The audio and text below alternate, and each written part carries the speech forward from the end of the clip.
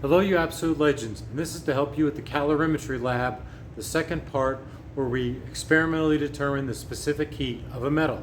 Our metal is this hose fitting that is in boiling water, so we know that the hose fitting is starting off at 100 degrees Celsius. We're going to put the hose fitting in this water, and this water is currently at 22.9 degrees Celsius. We expect this water to increase in temperature when we put in the hot piece of metal. To start the experiment, we want to hit collect in the upper right hand corner, and we see our starting temperature of 22.9, and we see a straight line going across here.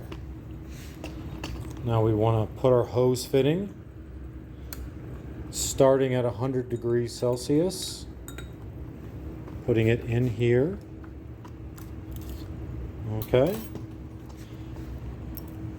We see the temperature immediately rise,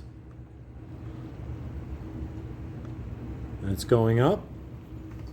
Give it a little stir. That just helps mix around the water and have the transfer of heat.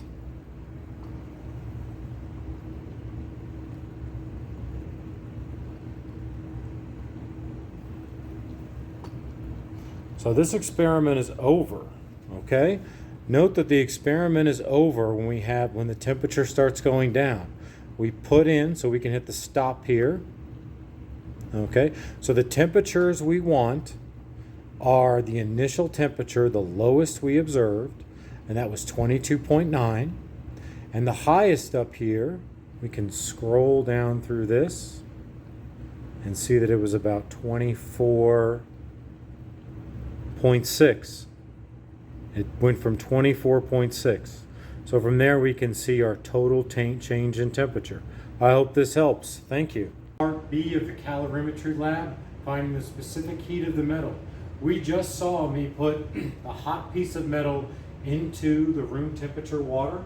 The piece of metal weighed 20 degrees, 20 grams. The water was 150.03 grams.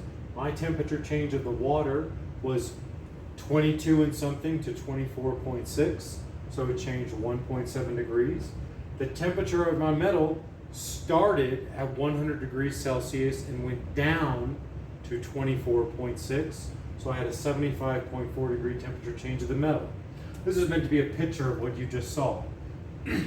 Our assumption is that the energy absorbed by the water must be equal to the energy released by the metal, because any temperature change was due to the addition of that hot piece of metal.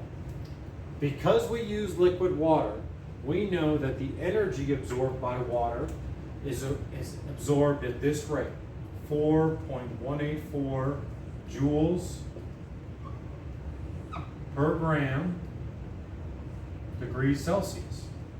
This is the energy per gram per 1 degree Celsius.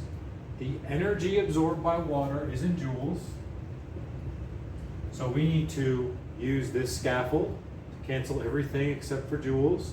And we want to make sure we use grams of water and grams of Celsius, because this is all about water. Well, I happen to have 150.03 grams of water, so using from my shopping list. And it had a temperature change of 1.7 degrees Celsius.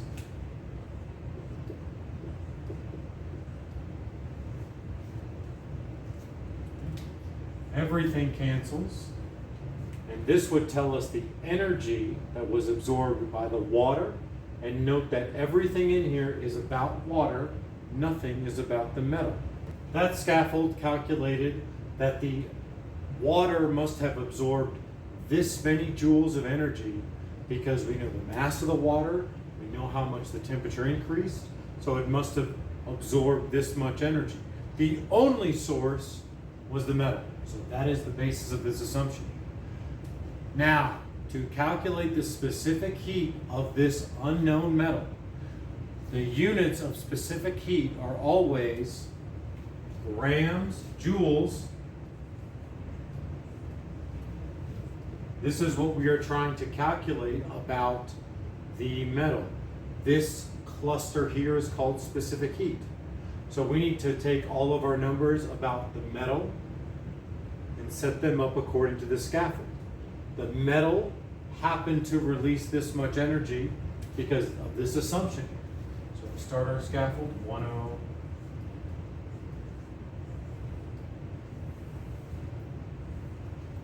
Do I know the mass of the metal? And do I know the temperature change of the metal?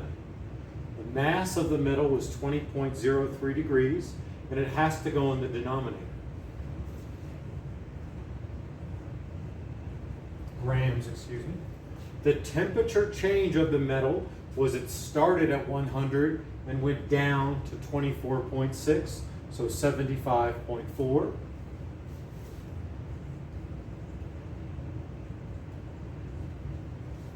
These are all numbers about the metal, and these are in the right order that we call specific heat.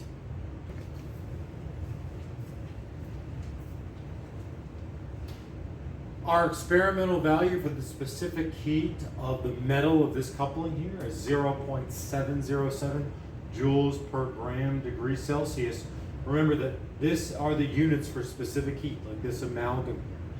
When we Google a table of this, glass, silica, granite comes up exactly at 0.7, but this isn't clearly made of glass, silica, or granite. This looks like aluminum and feels like aluminum, and aluminum is 0.9, so very close. I hope this helps.